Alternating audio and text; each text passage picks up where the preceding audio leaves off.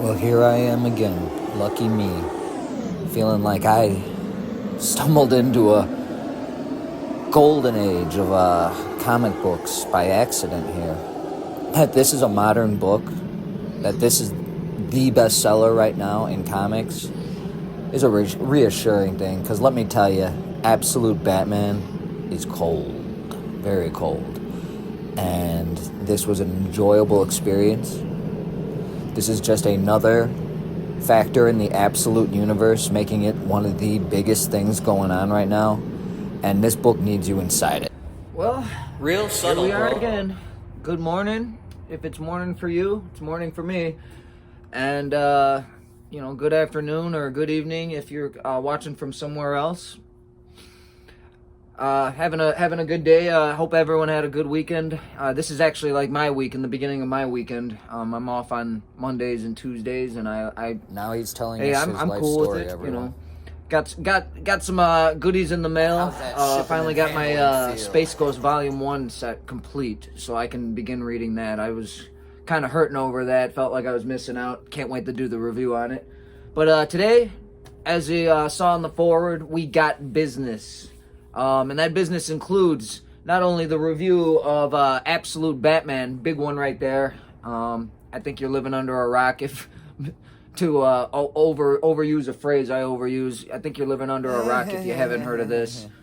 But the other thing we're gonna do, I'm trying to make things a little bit more fun with my reviews, trying to kind of improve on the format. So, we got a little criteria Emphasis for on little. coming up with a score, but Drum Boy Reed Slow does it from the heart. Oh. And I'm also gonna, since we got 6 titles in the Absolute Wow, universe, you can count I'm to gonna 6. attempt to Cool. rank them. So with each, we got 2 down already, and this is gonna be number 3.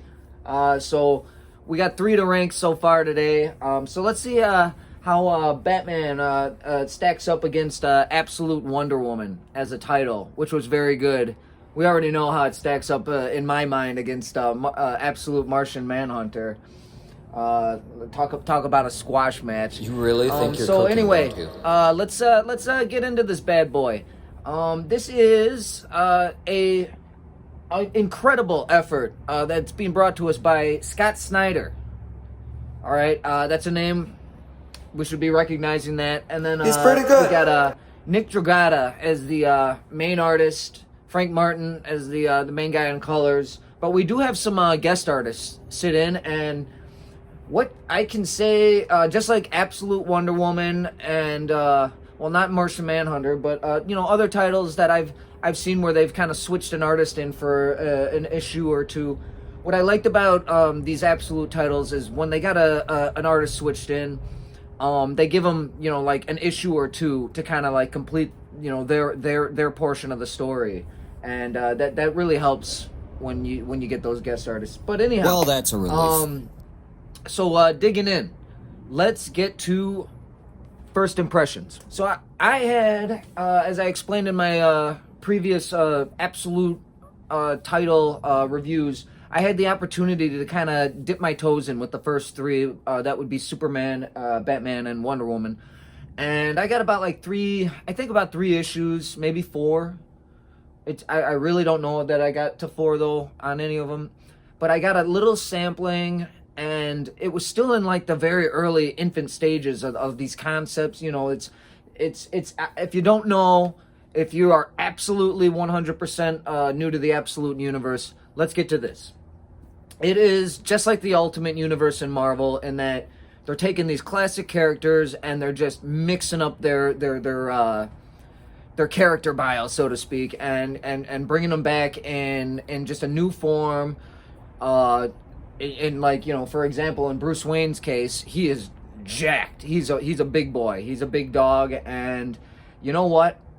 He's a whole lot more vulnerable in this version of Batman too. The stakes seem higher because of that.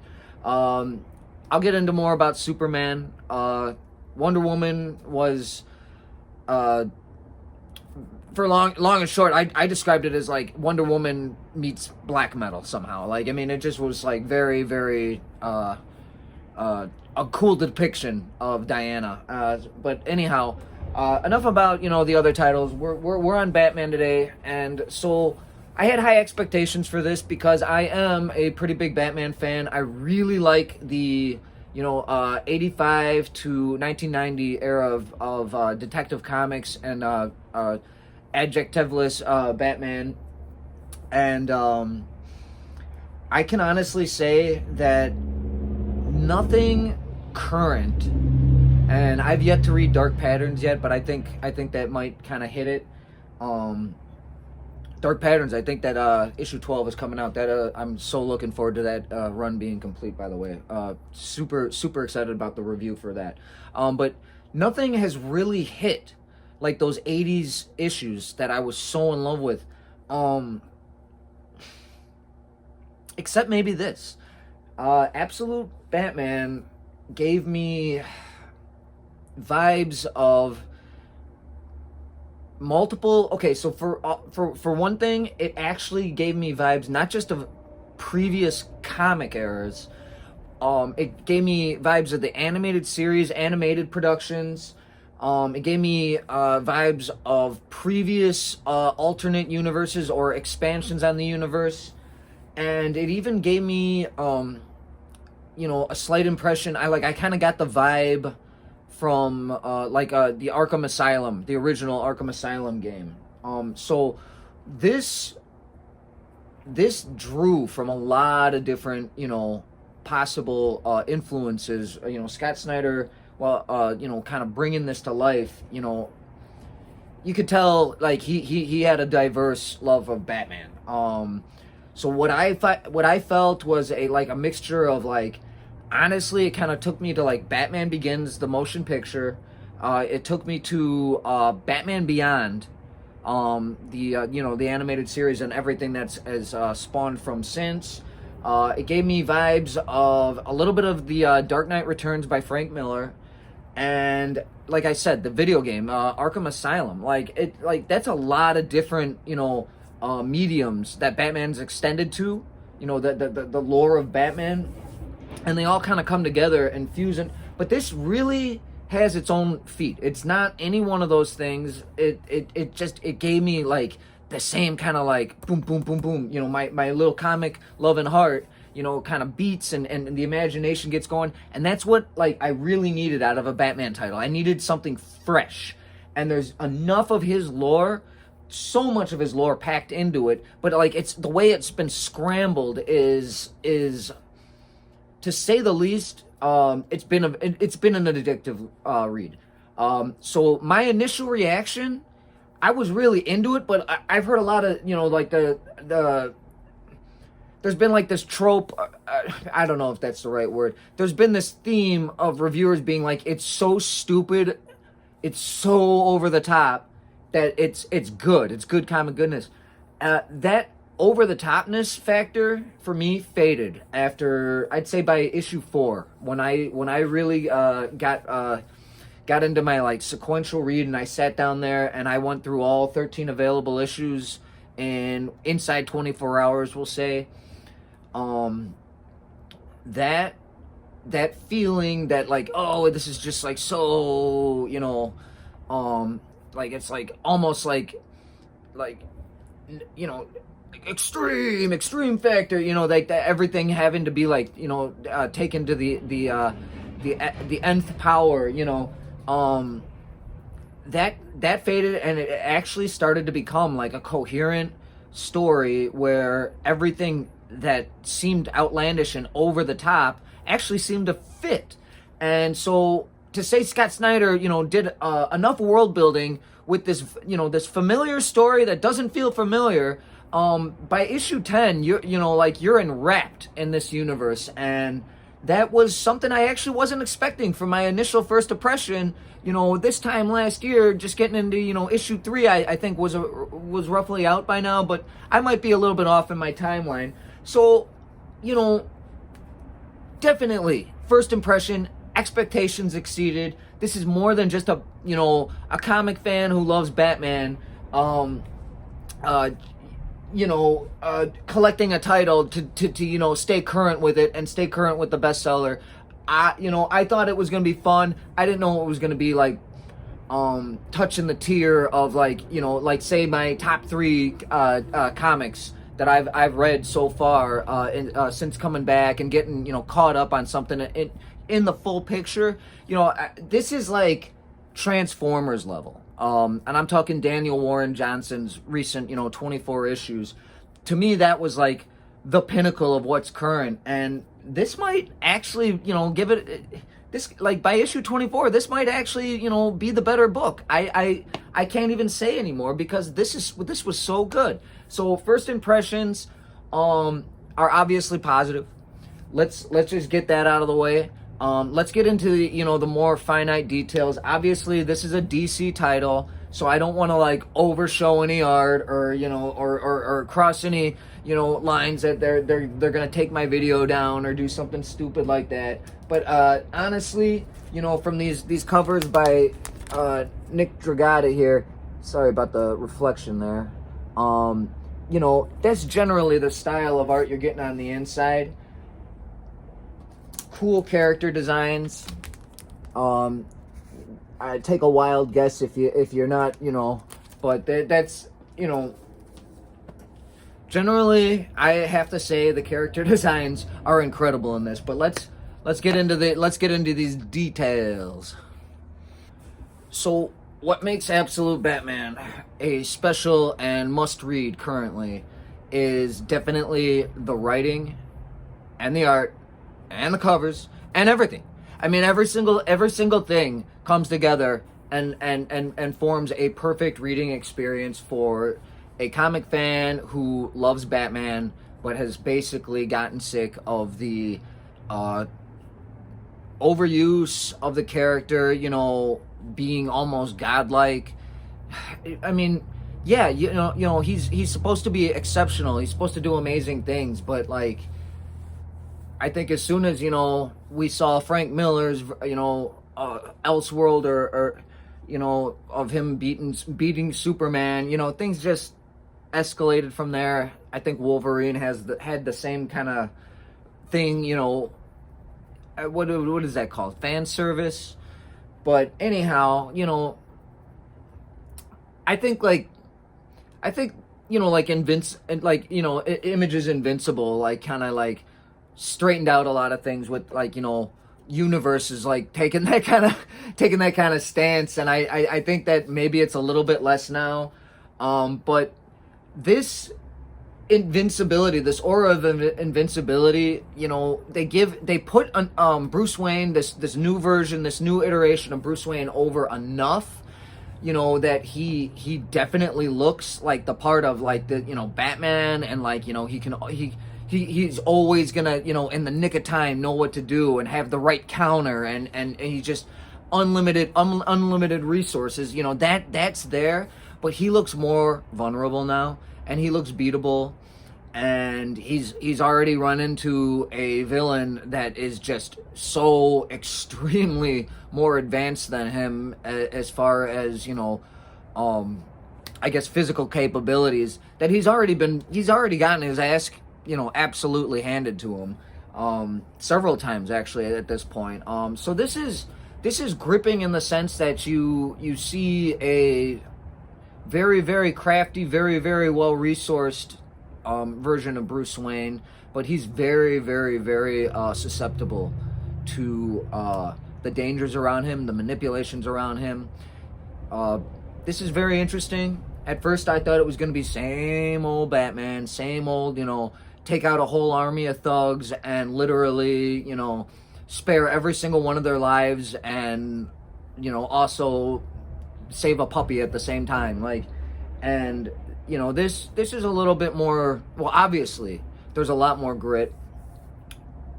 There's absolutely a sense of violence, needless violence going on. That's mostly the villains, but yeah, they definitely try to make sure that you get a sense of like this Batman breaks arms, this Batman disables people, this Batman sends a message, this Batman, he has ideals, he's an idealist. They point that out. Issue 1, but he is absolutely leaving a message and making these criminals understand. So we are introduced to Bruce Wayne, who is a jacked, early 20s, I believe he's 24 at the time of the present day. He is not a millionaire. He's not a billionaire. He's not endowed with the trust fund, we'll say. You know, he doesn't have Wayne Enterprises behind him. But he is very ingenious. He's actually a genius. He is kind of like a multi-talented, just as, you know, our normal, our standard, our classic version of Bruce Wayne was. Obviously very skilled in fighting, though not the most skilled of his inner circle, which he does have. That is one other unique aspect about this Bruce Wayne, but we'll get to that. He is basically like more like a raw power character. Kind of thinking back, I didn't really like the title, but Image's 100 Bullets. I'm not thinking the blatantly evil guy that Lono or whatever. I'm thinking the younger guy who's I think he's like a cage fighter or a bare knuckle fighter who actually managed to knock Lono out. That's what he's kind of reminding me of. He's just like he's big, and they're not, you know, making him. They're giving him physical advantages like out the gate that make it almost look like, you know, it's like Zangief running around in a Batman suit, you know, just whooping on smaller people. But it's cool. You get used to it, and you start to kind of like appreciate that. I mean, you know, like being a pro wrestler fan, I miss the days of Scott Snyder and Rick Steiner and Farouk.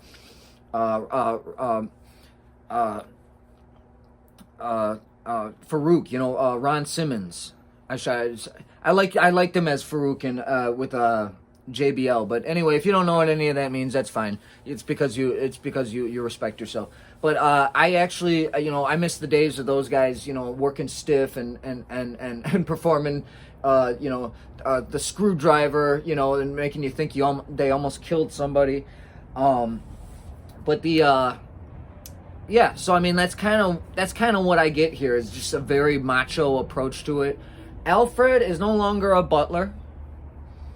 He's actually ops. I mean, he's an agent of some government organization, and he's very, very, very high up there, I would say, in, you know, his general rank and among his agency. I believe that I don't think it's like an organization that's private. I definitely think he works for the government. I believe that it's referred to as the SIS. So I'll have to do a little bit more research, you know, as I go along. But he's basically presented as like almost like Nick Fury, you know. And initially, he's more or less sent in.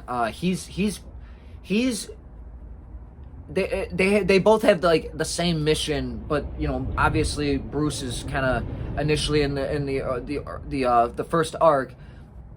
He's kind of just working alone, and he's introduced as another player, and so it's kind of like a question initially if like Alfred's gonna, you know, like take a sniper rifle and waste him at some point in the opening issues, but they actually end up kind of having like common goals, and they decide you know, Alfred,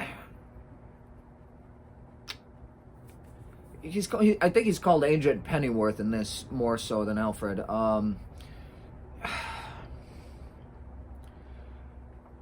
He's an X factor in the opening issues, and you eventually see that he becomes part of the fold, which naturally he would, but it's definitely a different take on things.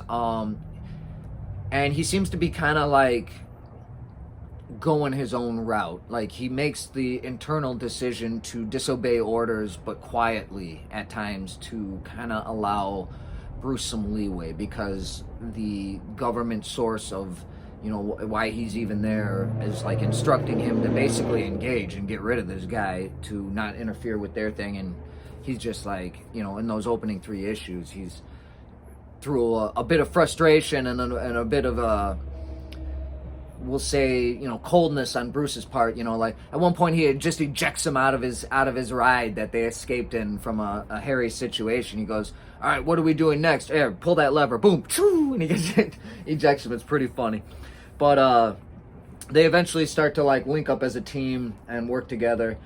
There isn't a Batcave. It's a network of secret sites that Bruce has acquired in his infiltration of Gotham's, well, everything. I mean, he works for the city at some point. He works at under a legal team at some point. He works in the civil engineering. I mean, so he ends up resourcing all this stuff by basically being like everything man. So, how much Adderall is that guy taking? But anyway, so he's an exemplary example of a person. You wouldn't find more than one Bruce Wayne, in all of America. He is unique, but he is definitely a different take.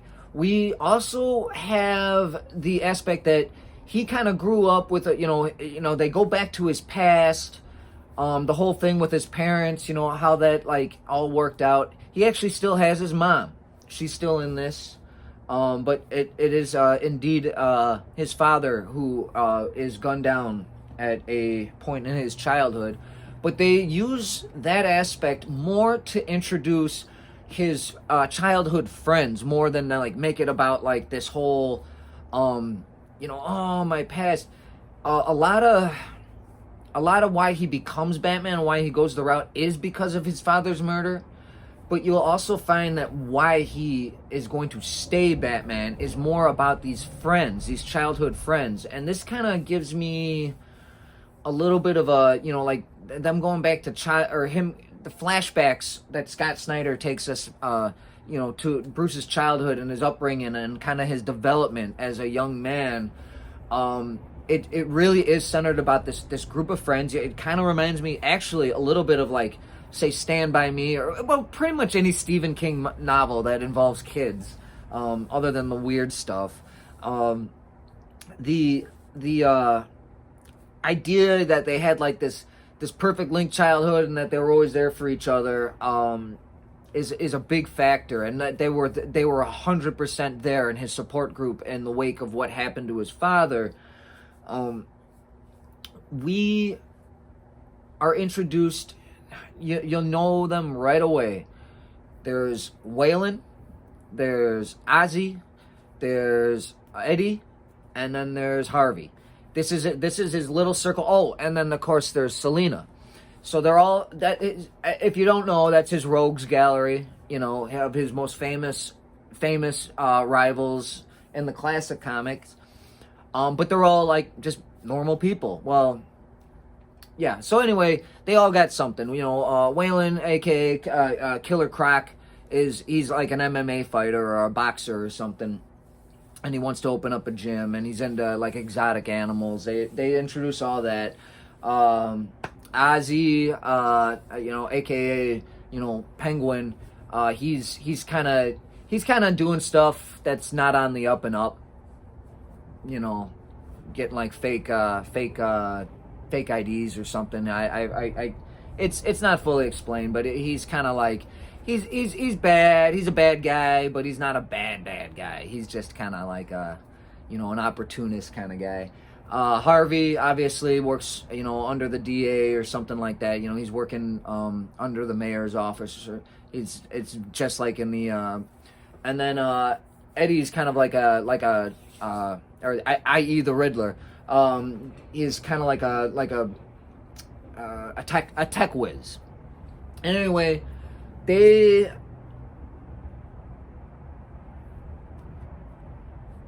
brought in, and my initial thought was that they're always going to be just his buddies and his confidants. And the one major thing here is that they're kind of like his Bat family. They get let in on it. Some of them, one of them claims that he even figured it out, which is possible because he's very smart. But the long and short is that his rogue gallery is introduced in this way, and you're just kind of like, well, that can't be good. You know, as a Batman fan, you're thinking that can't be good, but I can honestly say it, you know, I'm not going to spoil anything on this factor, but if they do turn bad, you know, that's held off. That's not something that you're going to see inside your first 8 issues. You're going to be introduced to, you know, you're going to get some villains, you're going to get some stuff that is going to foreshadow some future villains. You're going to get a little bit of everything in those opening issues. But what you're not going to get is, you know, everything right away. This is going to give you little increments at a time because this is good storytelling. And this is the kind of thing that's going to hook you in, and it's going to make the stakes important. You could obviously see from some of the covers from the intro, one of the main bad guys he's encountered thus far is the Absolute Universe version of Bane. That is primarily the let's say the first 5 issues, there's a incarnation of another DC Batman villain. All right, I'll just say it. It's Black Mask. And then we have a 2-issue segue after that. Actually, it's 6 issues. I'm sorry. It starts out as a 5-parter, and then they extend it by 1. So then we have a 2-issue segue where we're introduced to yet another classic version or iteration of a Batman villain. And then we segue into this another 5-parter. Yeah, I think it's a 5-parter. Where we are introduced to Bane. To say that Bane's legitimacy is, you know, I thought Black Mask was really quickly and casually introduced as a threat. It was more like his network of resources that was the true threat. But any doubts I had about this book, you know, off those first 5 issues were immediately snuffed out. Issue 6, first of all, was extraordinary, but issues 7 and 8 introduced a very small snippet of one character, and then that ends up leading into this 5-issue arc with Bane, which, you know, we'll see the conclusion of that, but he's more foreshadowing to an even bigger villain. So, like, the door just is, like, blown open on this.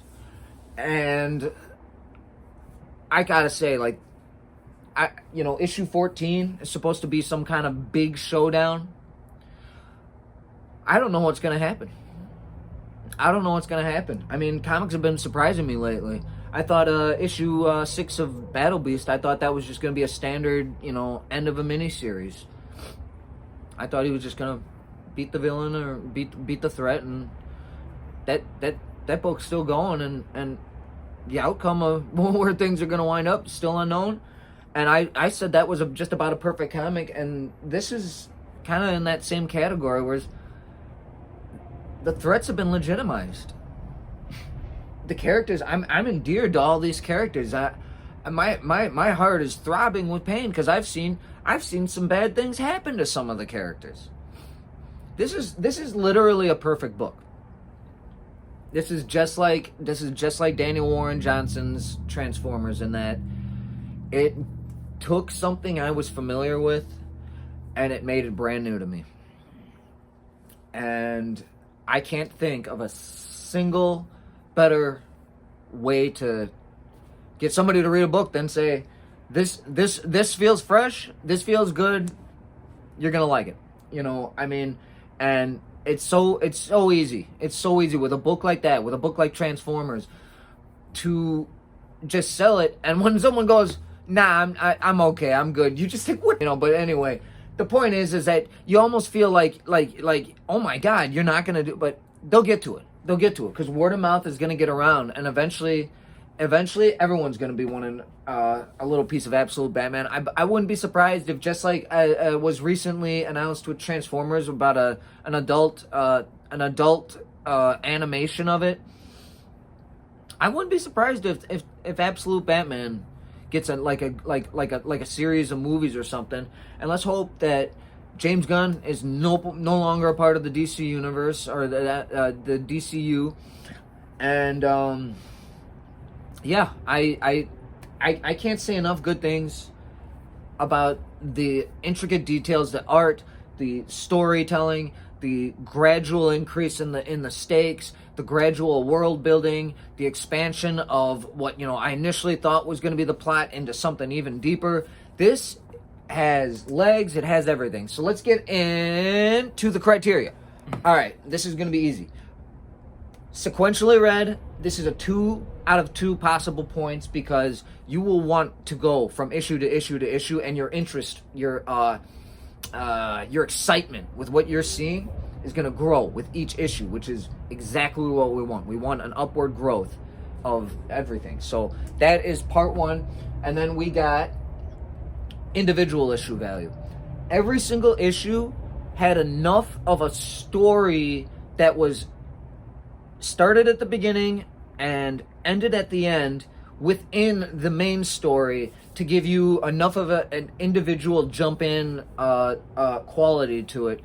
That's hard to pull off with something like this, but they did it. And they even had some issues that almost felt like they were kind of like breaking up the story a little bit, and it was more like character. Anyway, the individual issue factor is fine.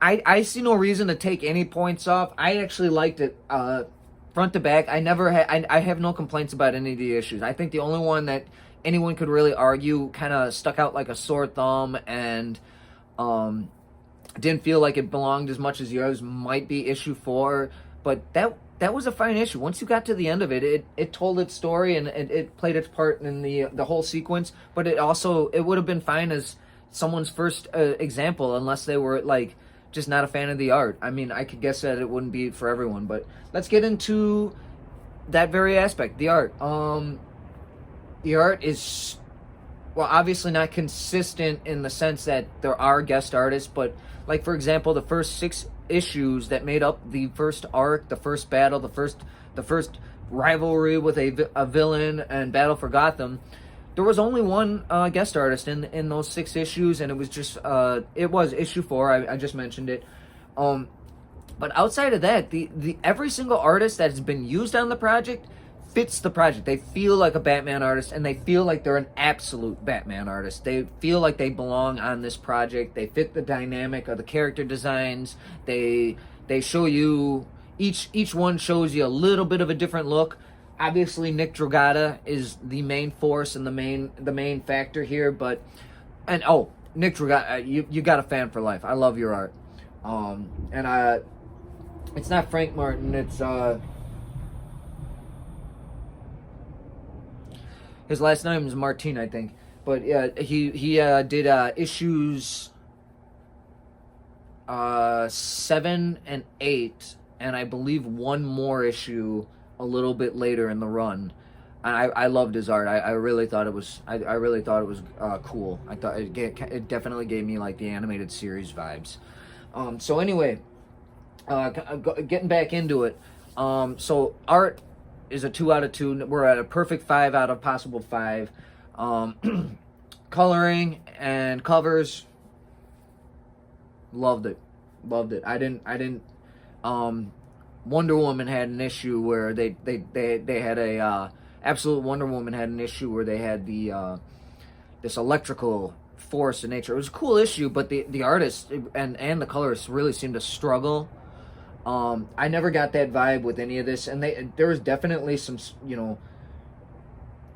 some panels where it was like they just showed like just the shadows of the eyes and stuff, of someone just sitting in the dark. It could have been a situation where somebody could kind of get like confused, but it got. I mean, every panel got pulled off perfectly. Every second of this comic was just amazing. So we're up to 7 out of the possible 10.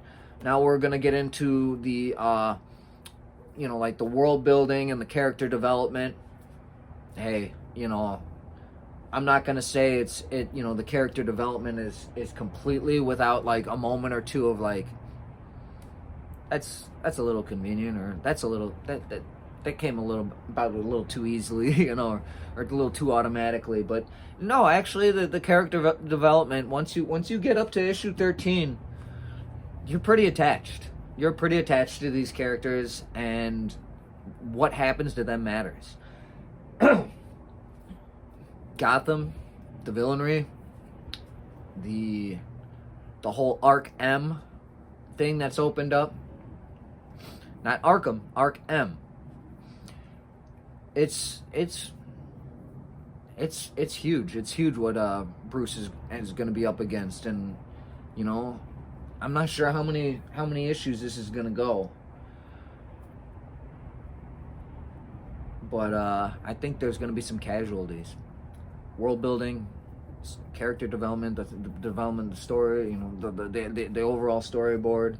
Does this have legs, etc., etc., etc.? There was a possible 3 points left to get. I'm going to give it to him. Like I said, this is like Transformers. I mean, this is at this point is a perfect 10. This deserves your time. This demands your time.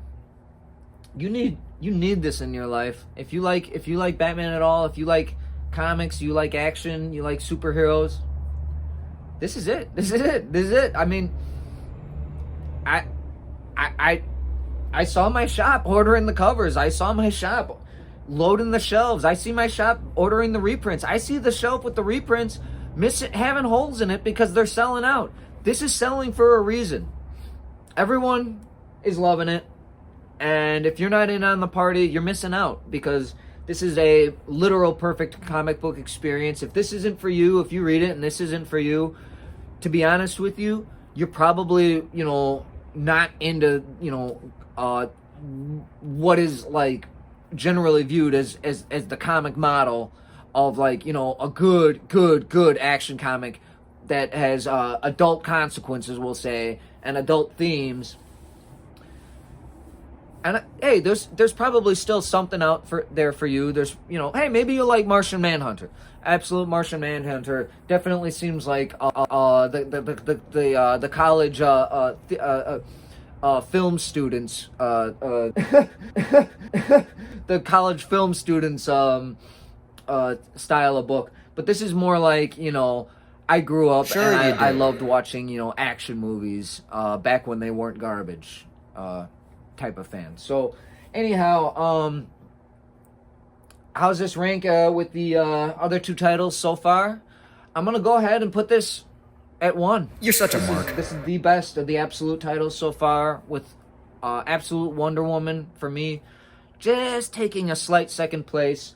And we're gonna go ahead and guess, bro, your entire that review Martian sounds like a Manhunter guess. is gonna be down at 6, and they're gonna stay there. They're right now currently in 3rd, but go ahead and call that the 6th place, because I cannot stand that title. So rankings wise, we got Batman at 1, Wonder Woman at 2, and Martian Manhunter needs to burn in hell. Classy. So anyhow, that was my review on Absolute Batman. I know. I've been really late to the party on that one. But again, the core point of this channel in your is heart there's what no is point what to is this sequential channel, dude. reading? Is this worth a sequential read? Because a lot of us in life cannot sit there and read a comic book every day. We have to wait for our day off, that one day a month, and wait for, a quiet room and all that. So some of us are compilers, and I'm trying to be a little bit less, because there are some books like Absolute Wonder Woman or even Absolute Batman that month to month would be great to read. But right now, at the core of this channel, we are looking at the sequential, and this is it. I mean, this is it, and I can't wait to get into some more. We do have Absolute Flash and Absolute Superman coming up behind this, and then that is going to complete... Oh, and there will be a little mini review on Absolute Green Lantern, but I don't have a lot of that title, and to be honest with you, I could probably read 2 pages of it and tell you it's better than Martian Manhunter. But I'm not going to be disingenuous. I will read the materials I got and give that an honorary ranking amongst them. And then there have been a few one-shots related to the Absolute Universe. I'll get those in. We also got, coming up, there's going to be some highlights of the Ripperverse. I'm sorry that I haven't gotten to that yet. You're late! Books are sitting on my desk waiting for me. I've been tearing through these Absolute titles as fast as I can. Just completed Space Ghost. I didn't, not the reading, but I've got every single part of Volume 1 now, and Yeah, I'm up to date on You already Volume 2. told us about So I'm Space looking forward to Ghost. that. Johnny Quest as well. I'm gonna get all that Dynamite stuff clocked in. I'm kind of dreading it, but we got the Terminator, and I will be leading into the Terminator Metal. We have Infernal Hulk starting next month, or later this month. And I actually have issue 30 of the Incredible Hulk, where that was going to be the last of that run, and it was highly recommended. So I figured, you know what, let's give it a shot. I'm going to do that and then go into Infernal Hulk. But we also got Thundercats and Thundercats Lost coming up. There's a lot of sequential reads. I got a lot of stuff I'm catching up on, and I want to get it all done before our. I'm going to do an end of the year ranking list of all of it, and just highlight everything that was awesome and that you should go and get the trade paperbacks on, or just go on eBay and get someone else's collection they're selling, and just get on top of it and get involved. But anyway, thank you so much for watching. I am Drumboy Read Slow. For some reason, I forgot my name. We all know why and you forgot your I name. hope you liked the video. Like and subscribe if you can. If not, just come back and give me a view anytime, and drop a line in the comments if you're a comic reviewer too. I want to see your channel. I want to see what you're doing, and if you got any recommendations of what I should be following, Or a format he can steal so his channel I am doesn't going to suck. try and start featuring a list of what I'm currently reading. So hey, let's keep it going. Let's keep this community going. If you got albums, metal bands and stuff current, let's do. I'm doing reviews on those too. I just want to keep the artwork flowing, keep artists in the spotlight. That's what I live for. I love You're art. so I love brave. music. I love acting. I love all that stuff. I love all that. I think that's one of the most beautiful things us humans have, is the ability to feel things. Do you feel me? All right, I feel you, and I cannot wait until the next video. This is Drumboy finally signing off. Having a great rest of your week, and we'll be back with Absolute Flash.